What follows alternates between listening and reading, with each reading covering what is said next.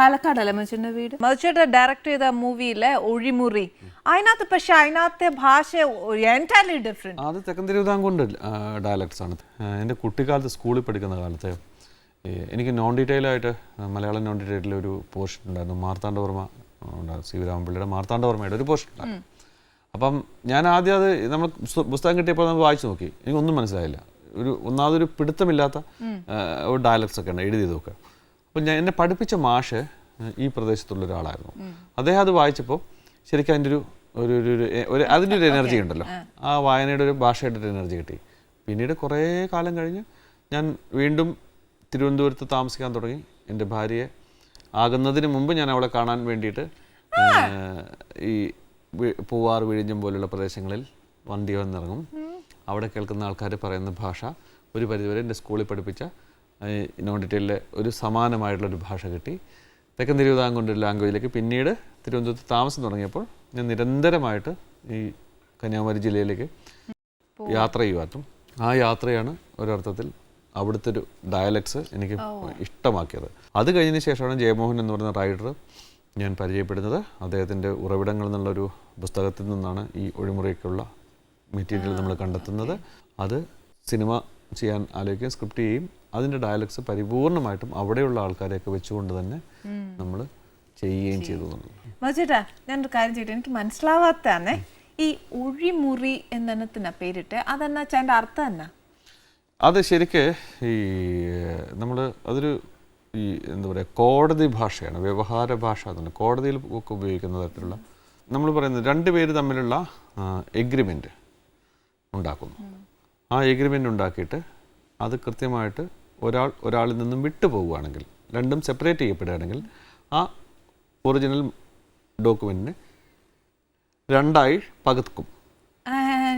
അതായത് ചെറുതായിട്ട് പറഞ്ഞു കഴിഞ്ഞാൽ രണ്ടുപേര് തമ്മിലുള്ള എഗ്രിമെൻറ്റിനെ കോടതി പറയുന്നു നമ്മൾ രണ്ടുപേര് തമ്മിൽ പിരിയുന്നു. ഞാനും ആനിയും തമ്മിലൊരു എഗ്രിമെൻ്റ് ഉണ്ടാകുന്നു. ആ എഗ്രിമെൻ്റ് നമ്മൾ രണ്ടാളും പിരിയുകയാണ്.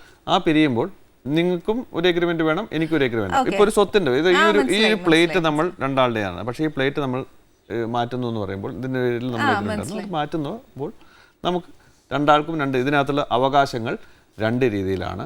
നിങ്ങൾക്കും അവകാശമുണ്ട്, എനിക്കും അവകാശമുണ്ട് എന്ന് പറയുന്നത്. അത് ചിലപ്പോൾ എൻ്റെ അവകാശം നിങ്ങൾ ഒന്നുകിൽ ഞാൻ പൈസ തന്ന് തീർക്കും, അല്ലെങ്കിൽ ഇങ്ങോട്ടായിരിക്കും. അങ്ങനെ തീർക്കുമ്പോൾ ഇതിനകത്ത് ഇനി അവകാശമില്ല എന്ന് പറഞ്ഞിട്ട് ഈ ഒരു ഡോക്യുമെന്റിനെ സെപ്പറേറ്റ് ചെയ്യും. ഒഴിമുറി എൻ്റെ ഇംഗ്ലീഷ് പറഞ്ഞു കഴിഞ്ഞാൽ ഡോക്യുമെന്റ് ഓഫ് സെപ്പറേഷൻ ആണ്. സെപ്പറേറ്റ് ചെയ്യപ്പെടുന്നതിന്റെ, വേർതിരിക്കപ്പെടുന്നതിന്റെ ഒരു ഡോക്യുമെന്റ്. അത് ഒരു പരിധിവരെ തെക്കൻ തിരുവിതാംകൂറിൽ ഡിവോഴ്സിനും ഈ പറയുന്ന വാക്ക് ഉപയോഗിച്ചിരുന്നു എന്നുള്ളതാണ്. കാരണം എന്തുകൊണ്ടാണെന്ന് വെച്ച് കഴിഞ്ഞാൽ അവിടെ സ്ത്രീകളുടെ സ്വത്ത് കല്യാണം കഴിക്കുന്നതോടുകൂടി പുരുഷനും കൂടി എഴുതി കൊടുക്കും, ഭർത്താവിനും കൂടെ എഴുതി കൊടുക്കും. ആ എഴുതി കൊടുത്തു കഴിഞ്ഞിട്ട് രണ്ടുപേരും പിരിയുന്ന സമയത്ത് പിരിയാൻ തീരുമാനിക്കുകയാണെങ്കിൽ ഭാര്യയുടെ കയ്യിൽ നിന്ന് വാങ്ങിച്ചിട്ടുള്ള ആ പറമ്പായാലും അത് പണമായാലും അത് വെച്ചിട്ട് എന്തെങ്കിലും ബിസിനസ് ചെയ്തിട്ടുണ്ടെങ്കിലും എല്ലാ കാര്യങ്ങളും ചെയ്യുമ്പോൾ ഈ ആദ്യത്തെ കാലത്ത് എഗ്രിമെൻ്റ് വരുന്നത് എവിടെയാണ്? കല്യാണം ഒരു എഗ്രിമെൻ്റാണ്. തിരിച്ചു കഴിഞ്ഞ് ഇത് പിരിഞ്ഞു പോകുമ്പോൾ ഈ ഭാര്യയുടെ കയ്യിൽ നിന്ന് വാങ്ങിച്ചിട്ടുള്ള സ്വത്ത് ഭർത്താവ് ഭാര്യയ്ക്ക് തിരിച്ചു കൊടുക്കണം. തിരിച്ചു കൊടുത്തുകൊണ്ട് മാത്രമേ ഒഴിയാൻ പറ്റുള്ളൂ. വീട്ടമ്മമാരൊക്കെ എന്തൊരു പൊട്ടയാ, ഇങ്ങനെയൊക്കെ മനസ്സിലാക്കണമെങ്കിൽ ഇങ്ങനെയൊക്കെ പണ്ഡിതന്മാരുടെ വർത്താനം കേൾക്കണം, എന്നാലേ ഒക്കത്തുള്ളൂ. അതാ പറയുന്നത്, വീട്ടമ്മമാർ എന്നെ പോലെ ആവില്ല, ഇച്ചിരിയൊക്കെ വായിക്കും, എന്നാലേ ഒക്കത്തുള്ളൂ. എന്നാലും ഞാൻ ബാക്കി കാര്യങ്ങൾ ചോദിക്കട്ടെ. മജുട്ടാ, ഒരു കാര്യം സീരിയസ് ആയിട്ട് ഒരു കാര്യം ചോദിക്കാം. പക്ഷെ എന്നാലും ചോദിക്കട്ടെ, ഒരു സീരിയസ് കാര്യം. എന്താണെന്ന് വെച്ചാൽ നമ്മുടെ ഈ സിനിമയിലേക്ക് ഒരുപാട് മാറ്റം വന്നിട്ടുണ്ട്. പക്ഷെ അതിൻ്റെ കൂടെ ട്രാവൽ ചെയ്യുന്ന ഒരാളാണ് മർച്ചന്റ് ഫ്രം ദ ബിഗിനിങ്. അപ്പോൾ from the beginning, from you started to the end, ഇപ്പം വരെ ഉണ്ടായ ഒരു ഡിഫറൻസ് അല്ലേ? പ്രേക്ഷകർക്ക് മാറ്റം ഉണ്ടായിട്ടുണ്ട്, നമ്മുടെ സിനിമയ്ക്ക് മാറ്റം ഉണ്ടായിട്ടുണ്ട്. ടെക്നോളജി മാറിയിട്ടുണ്ട്. ടെക്നോളജി മാറുമ്പോൾ ഉണ്ടാകുന്ന ഒരു വലിയ വ്യത്യാസം ഇപ്പോൾ നടക്കുന്നതാണ്. പിന്നെ ആളുകളുടെ ഒരു ടേസ്റ്റ് മാറ്റം ഉണ്ടായിട്ടുണ്ടല്ലോ. അപ്പോൾ അത് എന്തുകൊണ്ടെന്ന് വെച്ചാൽ പണ്ട് നമ്മൾ പറയുമ്പോൾ ഇപ്പം നേരത്തെ പറഞ്ഞ പോലെ ഒരു പുസ്തകം എഴുതുമ്പോൾ ഒരു കൃതി സിനിമയാക്കുമ്പോൾ ആ പുസ്തകവും സിനിമയും മാത്രമാണ് ഉണ്ടായിരുന്നത്. ഇപ്പോൾ അത് കഴിഞ്ഞതിന് ശേഷം പണ്ടുണ്ടായിരുന്ന അവസ്ഥയിൽ നിന്നും മാറ്റിയിട്ട് എന്തൊക്കെ തരത്തിലുള്ള പുതിയ കാഴ്ചകൾ കാണാൻ പറ്റുമോ അത് സിനിമയിലേക്കും വരുന്നുണ്ട് എന്നുള്ളതാണ്. ഒത്തിരി ലേറ്റസ്റ്റാ. പക്ഷെ ഇപ്പൊ പറയുന്ന ഒരു ന്യൂജൻ ട്രെൻഡ് ഉണ്ടല്ലോ, അത് ചേട്ടന് പല പ്രാവശ്യം ഞാൻ വായിച്ചിട്ടുണ്ട്. അത് അങ്ങോട്ട് അംഗീകരിക്കാനല്ല, ന്യൂജൻ എന്ന് പറയുന്നത് പണ്ടും ഉണ്ടായിരുന്നതാണ്. പണ്ട് കാലത്തും ന്യൂജൻ എന്ന് പറയുന്ന അവസരങ്ങൾ അന്നത്തെ കാലത്ത് ജനറേഷൻ ഉണ്ട്. അപ്പം പണ്ട് വളരെ സിമ്പിൾ തിയറിയാണ് ഞാനിത് പറയുന്നത്. ഈ പണ്ട് സ്റ്റുഡിയോയിൽ മാത്രമായിട്ട് സിനിമ ചെയ്തിരുന്ന ഒരു കാലത്ത് നിന്ന് മാറിയിട്ട് ഔട്ട്ഡോറിലേക്ക് വന്നപ്പോൾ ഔട്ട്ഡോറിൽ പടം ചെയ്യാൻ ചെയ്യുന്നത് പി എൻ മേനോനെ പോലെയുള്ള വലിയ സംവിധായകരുണ്ടായിരുന്നു. അവരത് ചെയ്തപ്പോൾ ഔട്ട്ഡോർ മാത്രം വെച്ചുകൊണ്ട് ചെയ്തപ്പോൾ ന്യൂജനാണത്. പിന്നീട് കെ ജി ജോർജ് എന്ന് പറയുന്ന ഫിലിം മേക്കർ വന്നു, ഭരതൻ എന്ന് പറയുന്ന ഫിലിം മേക്കർ വന്നു. ഇവരൊക്കെ ചെയ്യുന്നതും ഇതേ പറഞ്ഞ, കാരണം അതുവരെ ഓടിക്കൊണ്ടിരിക്കുന്ന റീലല്ല, വേറെ പുതിയ റീലുകളാണ് അവർ ഉണ്ടാക്കിക്കൊണ്ടിരിക്കുന്നത്. ഇന്നും അതുപോലെ തന്നെയാണ് ചെയ്യുന്നത്. ഇന്നലെ വന്ന സ്വഭാവങ്ങളല്ല. നമുക്ക് ടെക്നോളജി, ഇപ്പോൾ കമ്പ്യൂട്ടറിനെ കുറിച്ച്, കമ്പ്യൂട്ടറിൻ്റെ സ്വഭാവത്തെക്കുറിച്ചും അത് വെച്ചുകൊണ്ടുള്ളൊരു ജീവിതം എന്ന് പറയുന്നത് പഴയ ഒരു ജനറേഷനോട് പറഞ്ഞാൽ മനസ്സിലാവില്ല. അപ്പോൾ കമ്പ്യൂട്ടറിൻ്റെ ഒരു ലൈഫുണ്ട്, കമ്പ്യൂട്ടറിന് ഉപയോഗിക്കുന്ന ഭാഷയുണ്ട്. കമ്പ്യൂട്ടറിനെ കുറിച്ച് സംസാരിച്ച് പോകുമ്പോൾ അവർ പറയുന്ന സംസാരത്തിൽ പോലും ആ മെറ്റീരിയൽ വെച്ചുകൊണ്ടാണ് അവർ സംസാരിക്കുള്ളൂ. അത് പഴയ ഒരാളോട് ചോദിച്ചു കഴിഞ്ഞാൽ അറിയില്ല. അതാത് കാലങ്ങളിൽ പുതിയ പുതിയ ജനറേഷൻ ഉണ്ടാവുന്നുണ്ട്. ആ ജനറേഷൻ 100% സിൻസിയറായിട്ട് ഉണ്ടാവണം എന്ന് മാത്രമേ ഞാൻ പറയാറുള്ളൂ. കാരണം വെച്ച് കഴിഞ്ഞാൽ 100% നിങ്ങളുടെ മനസ്സിൽ നിങ്ങൾ ചെയ്യുന്ന കാര്യങ്ങൾ ലോകത്തിന് ഗുണകരമാകുന്ന ഒരു വർക്കായിരിക്കണം. ഡയറക്ഷനല്ലായിരുന്നു മൗജുവിന് ഭയങ്കര ഇഷ്ടം. പക്ഷേ അതിൽ നിന്ന് നടനിലോട്ട് എങ്ങനെ ഡിവേറ്റ് ചെയ്തത്? അത് സുന്ദരനായതുകൊണ്ടായിരിക്കും. സുന്ദരനല്ലേ? സുന്ദരനായതുകൊണ്ടൊന്നും അങ്ങനെ എന്നേക്കാൾ എത്രയോ സൗന്ദര്യമുള്ള ആൾക്കാർ അന്നും ഉണ്ട്. അന്നും ഇന്ന് സുന്ദരനാണ് ഇനിയുള്ള കാര്യം പറഞ്ഞു. അന്നും ഇന്നും എന്നേക്കാൾ സൗന്ദര്യമുള്ള ആളുകൾ ഉണ്ടെന്നേ. പക്ഷെ എന്നാലും ഡയറക്ഷൻ അഭിനയിക്കാനല്ലേ? അല്ല, അതിന് അഭിനയിക്കാൻ പോയതല്ല, അഭിനയിക്കാൻ സംഭവിച്ചു പോയതാ. ഞാൻ രാജീവഞ്ചലിൻ്റെ കൂടെ വർക്ക് ചെയ്തിട്ടുണ്ട്. രാജീവേട്ടൻ്റെ കൂടെ തങ്കക്കൊലുസ് എന്നൊരു തമിഴ് പടത്തിലാണ് ചെയ്യുന്നത് ഫസ്റ്റ്. അതിനു മുമ്പ് നമ്മളൊരു പടം ചെയ്തിരുന്നു, ഓസ്ട്രേലിയ എന്നൊരു പേരിലൊരു പടം തുടങ്ങി, പക്ഷെ നിന്ന് പോയത്. അതാണ് ഞാൻ പുള്ളിയോടൊപ്പം ആദ്യമായിട്ട് ചേരുന്നത്. തങ്കക്കൊലുസ് എന്ന തമിഴ് പടത്തിൽ ശരിക്കും ഒരു പത്മനാഭപുരം പാലസിലാണ് അത് ഷൂട്ട് ചെയ്തത്. അപ്പോൾ അതിൻ്റെ ഷൂട്ടിൻ്റെ സമയത്ത് ഒരു 7 ദിവസത്തെ പെർമിഷൻ നമുക്ക് അവിടെ കിട്ടുന്നത്. അപ്പോൾ ഒരു ക്യാരക്ടറുണ്ട് അതിനകത്തൊരു അത് പാലസ് ഒരു മ്യൂസിയമാണ്. മ്യൂസിയത്തിൻ്റെ ഒരു ക്യൂറേറ്ററുടെ റോളുണ്ട്. അപ്പോൾ അതിനകത്തൊരു ക്യൂറേറ്ററായിട്ട് അഭിനയിക്കാൻ വേണ്ടി നമ്മൾ ആലോചിച്ച് വെച്ചിരുന്നത് NL ബാലകൃഷ്ണൻ്റെ. കാരണം ബാലകൃഷ്ണൻ്റെ ഒരു അപ്പിയറൻസ് ഭയങ്കര താടിയും വലിയ മുടിയൊക്കെ ആയിട്ടുള്ളൊരു അപ്പിയറൻസ് ഉള്ള വിഷയമുണ്ട്.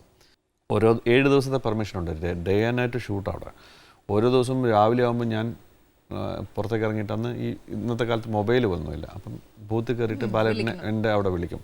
അപ്പോൾ ബാലേട്ടൻ പറഞ്ഞു നാളെ അവിടെ പറയാം, മറ്റന്നാൾ പറയാം എന്ന് പറഞ്ഞിട്ട് ഇങ്ങനെ നിൽക്കുക. അന്ന് അദ്ദേഹം IVCCയുടെ കള്ളനും പോലീസും എന്ന സിനിമയിൽ അഭിനയിച്ചുകൊണ്ടിരിക്കാം.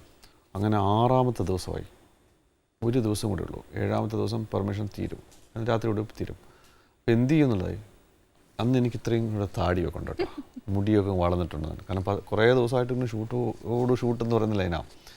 ആകെ വല്ലാത്തൊരവസ്ഥ. അപ്പോൾ എന്നോട് പറഞ്ഞു, ഒരു കാര്യം ഇനിയിപ്പോൾ ഒന്നും ആലോചിക്കാനില്ല, നീ അങ്ങ് ആ മ്യൂസിയം ക്യൂറേറ്ററുടെ റോൾ അങ്ങ് ചെയ്യാറ്. അങ്ങനെ തമിഴിലാണ് ഞാൻ തുടങ്ങുന്നത്, ആദ്യമായിട്ട് അഭിനയിക്കുന്നത് സിനിമയിലിട്ട്. ആ പടം റിലീസായില്ല. അത് കഴിഞ്ഞ് രണ്ടാമത് ചെയ്യുന്നത് ബട്ടർഫ്ലൈസ് എന്നൊരു സിനിമ വരും. അതിനകത്തും ഇതേപോലെ ഐശ്വര്യയായിരുന്നു, ലാൽസാറിൻ്റെ ഐശ്വര്യ ഉണ്ടെന്ന്. അപ്പോൾ ഐശ്വര്യയ്ക്ക് 2 ഡബിൾ റോളായിരുന്നു. അതിൽ ഒരു ഐശ്വര്യയ്ക്ക് ഒരു കാമുകനുണ്ട്, അയാൾ മരിച്ചു പോകുന്നുണ്ട്. അപ്പം ആ ഫോട്ടോസ് മാത്രമാണ് ഗണേശൻ കാണിക്കുന്നതൊക്കെ ഉണ്ട്. ഇങ്ങനെ പഴയ കാലം, പൂർവ്വകാലം എന്നൊക്കെ പറഞ്ഞില്ല, അയാളെ കൊന്നതിനെയും ഒക്കെ നാസറിൻ്റെ കഥയൊക്കെ പറഞ്ഞു. ആ ഫോട്ടോയെ ആയിട്ട് ഞാൻ അഭിനയിച്ചു. അങ്ങനെ ആ ഒരു ഫോട്ടോ ആയിരുന്നു അത്. അത് കഴിഞ്ഞതിന് ശേഷം ഫോട്ടോ ആയിട്ട് ഞാൻ അഭിനയിച്ചത്. ഫോട്ടോ കാണിച്ചു, വേറെ എന്നാ ഉണ്ട്. അത് കഴിഞ്ഞതിന് ശേഷം പിന്നെയാണ് കാശ്മീരം ചെയ്യുന്നത്. കാശ്മീരത്തിലും ഇതേപോലെ വേറൊരാൾക്ക് വെച്ചിരുന്നു, അയാളെ വെച്ച് അഭിനയിക്കാൻ തുടങ്ങി. ഒരു ദിവസം മുഴുവൻ മെനക്കെട്ടു, നടന്നില്ല. പിന്നെയുള്ള ദിവസങ്ങളിലെല്ലാം ഇതേപോലെ ഈ ക്യാരക്ടറിൻ്റെ പോർഷൻസാണ് നമ്മൾ ഷൂട്ട് ചെയ്യാൻ പ്ലാൻ ചെയ്തത്, സോങ് പ്ലാൻ ചെയ്തതെല്ലാം. ഒരു ഓവർനൈറ്റ് കൊണ്ട് പിറ്റേ ദിവസം രാവിലെ ഞാൻ കയറി അഭിനയിച്ചു. അത് ഇതാ ഇപ്പോഴും പടം ചെയ്തുകൊണ്ടിരിക്കുന്നുണ്ട്. ലാൽ സാറിനെ വെച്ചിട്ട് ഒരു ഫൺ ഫിലിം ചെയ്യുന്നു എന്നൊക്കെ പറഞ്ഞിട്ട് നീങ്ങുന്നുണ്ട്. അതിനൊരു പ്രോജക്റ്റ് ഉണ്ട്, ഫൈനൽ ലെവലിലേക്കൊന്നും എത്തിയിട്ടില്ല. സ്ക്രിപ്റ്റ് ഒക്കെ തീർന്നിട്ടുണ്ട്, ബാക്കി കാര്യങ്ങൾ ഇങ്ങനെ നീക്കാൻ കുറച്ചൊരു വലിയ, അത് ശരിക്കും വേറെ തരത്തിലുള്ള സ്വഭാവമുള്ളൊരു സിനിമയാണ്. അതിപ്പോൾ അടുത്ത് ഇപ്പം ഞാൻ ഇമ്മീഡിയറ്റ് ചെയ്യുന്ന ഒരു ചെറിയ ഷോർട്ട് ഫിലിം ചെയ്യുന്നുണ്ട്. ഒരു 10 ഡയറക്ടേഴ്സിൻ്റെ ക്രോസ് റോഡ് എന്നുള്ള വലിയ 10 ഡയറക്ടേഴ്സ്, രാജീവ് രവി, ലീലാനന്ദൻ, അതിനകത്തൊരു പടം ശശി പറവൂർ, അങ്ങനെ അശോക് ആർനാഥ്, രാജേഷ്, അങ്ങനെ ഒരു കുറച്ച് പേരാണ്. അപ്പോൾ അതിനകത്ത് അവിര റബേക്ക ഉണ്ട്. അപ്പോൾ അതിനകത്ത് ഞാനൊരു പടം ചെയ്യുന്നുണ്ട്. പത്മപ്രിയാണ് അതിനകത്ത് ലീഡ്. PF മാത്യൂസാണ് സ്ക്രിപ്റ്റ് ചെയ്യുന്നത്. 10 സ്ത്രീകളുടെ ഡിഫറെൻറ്റ് മൂഡ്സ്, അവരുടെ ലൈഫ്, അവരുടേതായ ഒരു എന്താ പറയുക പെർസെപ്ഷൻസ് വരുന്ന 10 സിനിമകളാണ്. 10 to 15 മിനിറ്റ്സിൻ്റെ ഡ്യൂറേഷനിലുള്ള 10 സിനിമകളാണ്. അത് ചെയ്യുന്നു. അതിപ്പം ഈ നവംബറിൽ ചെയ്യുന്നു. അതുകൂടാതെ ബിജു ജയസൂര്യ പ്രോജക്റ്റ് ഉണ്ട്, ജീവൻ എന്നിട്ടൊരു പുതിയ റൈറ്റർ എഴുതുന്ന.